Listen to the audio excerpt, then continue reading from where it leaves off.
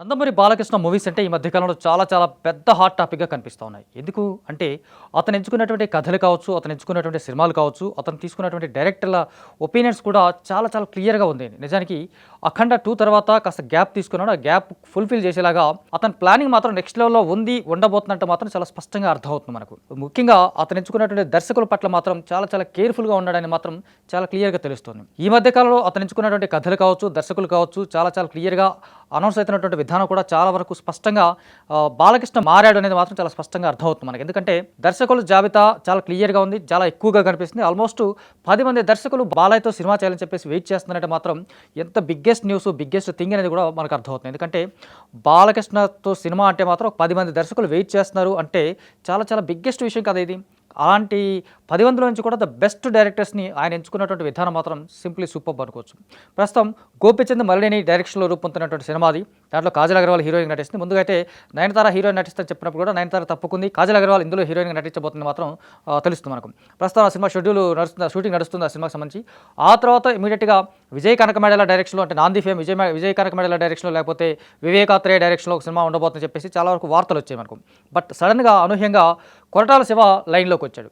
కొరటాల శివ చెప్పినటువంటి కథ కావచ్చు, చెప్పినటువంటి పాయింట్ కావచ్చు, చాలా బాగా విపరీతంగా బాలకృష్ణకి నచ్చింది అది. ఆ నచ్చడంతో పాటు ఇమీడియట్గా దానికి డేట్స్ ఇవ్వడం, ఇమీడియట్గా దానికి ఆఫీస్ తీసుకోవడం, ఇమీడియట్గా ప్రీ ప్రొడక్షన్ వర్క్ కూడా స్టార్ట్ చేసినటువంటి విధానం మాత్రం, అంటే బాలయ్య ఒపీనియన్ కావచ్చు, బాలయ్య తీసుకున్నటువంటి నిర్ణయాలు కూడా కావచ్చు, అంటే బాలకృష్ణ తీసుకున్నటువంటి కథల సెలక్షన్ పట్ల చాలా తీసుకున్నటువంటి జాగ్రత్తలు చాలా క్లియర్గా అర్థమవుతున్నాయి మనకు. కొరటాల శివ అంటే మనకు దేవరా తర్వాత అతను కొంచెం గ్యాప్ తీసుకున్నట్టు దేవరా 2 కోసం వెయిట్ చేశాడు. దేవరా 2 కొంచెం మరీ ఎక్కువ టైం తీసుకునేలా ఉందని చెప్పేసి అతను మరొక కథతో సిద్ధం చేసుకొని ఆ కథని ఇమీడియట్గా బాలయ్యతో చెప్పడం, బాలయ్య ఇమీడియట్గా ఒప్పుకోవడం, ఆ సినిమా ఇమీడియట్గా సెట్స్లోకి వెళ్ళబోయేటువంటి అవకాశం కూడా ఉందంటే మాత్రం చాలా వరకు క్లియర్గా తెలుస్తుంది మనకు. జూన్లోనే ఈ సినిమా షూటింగ్ స్టార్ట్ కాబోతుందంటే మాత్రం బాలకృష్ణకి ఈ కథ ఎంత బాగా నచ్చిందని మాత్రం అందరికీ అర్థమవుతుంది.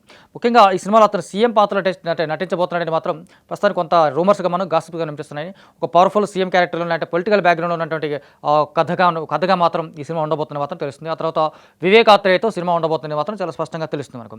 అయితే ఈ ముగ్గురు దర్శకులతో చేస్తున్నటువంటి సినిమాల పట్ల తీసుకున్నటువంటి జాగ్రత్తలు మించి ఇంకొకటి ఏం కనిపిస్తుందంటే, గోపీచంద్ మలినేని కాంబినేషన్లో రూపొందుతున్నటువంటి సినిమాకి మ్యూజిక్ డైరెక్టర్ థమన్ అంటే బాలయ్య అంటే ఇంకా అసలు ఒక రేంజ్లో ఊగిపోతాడు. బాక్సులు బద్దలయ్యేలాగా బాలకృష్ణ థమన్ కాంబినేషన్లో వచ్చే సినిమాలు మాత్రం బిగ్గెస్ట్ బ్లాక్ బస్టర్స్ అయినటువంటి సందర్భం కూడా మనకు కనిపిస్తుంది. ఆ తర్వాత కొరటాల శివ డైరెక్షన్లో రూపొందబోయే సినిమాకి మాత్రం అనిరుద్ధ్ రవిచంద్ర పేరు మాత్రం చాలా బలంగా వినిపిస్తుంది. అనిరుద్ధ్ రవిచంద్ర అంటే మాత్రం ఇంకా చెప్పేది ఉంది, సౌత్లోని బిగ్గెస్ట్ టాప్ మ్యూజిక్ డైరెక్టర్గా కనిపిస్తున్నాడు, one of the best music డైరెక్టర్గా కనిపిస్తున్నాడు. దాంతోపాటు అతను ఎంచుకున్నటువంటి కథలు కావచ్చు, అతను తీసుకున్నటువంటి నేపథ్య సంగీతం కావచ్చు, నేపథ్య సంగీతం పట్ల అతను తీసుకున్నటువంటి జాగ్రత్తలు కావచ్చు చాలా బలంగా ఉంటాయి.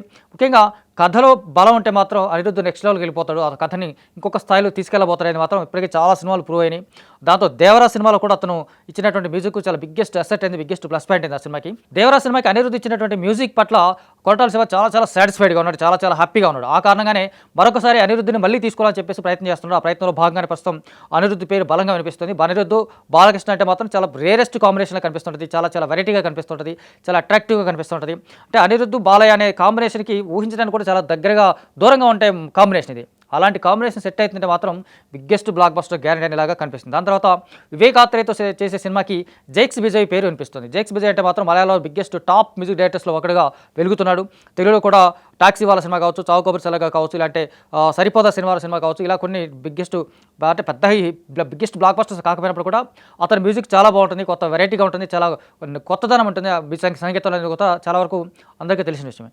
అలాంటి సంగీత దర్శకుడితో బాలయ్య పనిచేస్తున్నారంటే మాత్రం ఒక బిగ్గెస్ట్ ప్లస్ పాయింట్ లాగా కనిపిస్తుంది. ఎందుకంటే బాలయ్య అంటే ఈ మధ్యకాలంలో మ్యూజిక్ డైరెక్టర్స్ అంటే తమన్ పేరు మాత్రమే ప్రధానంగా కనిపిస్తుంది. ఆ తమన్ పేరుని పక్కన పెట్టేసి ఒక ట్రెండ్ సెట్ చేసేలాగా, అంటే కొత్తదనం క్రియేట్ చేసేలాగా, కొత్తదనం కోరుకునేలాగా అటు అనిరుద్ధ్ రవిచంద్ర కావచ్చు, ఇటు జైక్స్ విజయ్ కావచ్చు రాబోతున్నారనేది మాత్రం చాలా స్పష్టంగా మనకు అర్థమవుతుంది. మొత్తంగా బాలయ్య సౌండ్స్ మారబోతున్నాయి, బాలయ్య సౌండ్స్ మ్యూజిక్ మారబోతుంది, బాలయ్య బాక్సులు బద్దలు కొట్టేటువంటి విధానం కూడా మారబోతున్నది మాత్రం. దాన్ని కూడా కథల పరంగా, కథల ఎంపిక పట్ల కావచ్చు, కథల తగ్గట్టుగానే ఈ సంగీతం ఉండబోతుంది, ఈ సంగీత దర్శకులు కూడా ఉండబోతున్నది మాత్రం చాలా క్లియర్గా తెలుస్తుంది. మొత్తంగా బాక్సులు బద్దలు కొట్టడం బాలయ్యకి మరొకసారి గ్యారెంటీ అనేది మాత్రం అర్థమవుతుంది.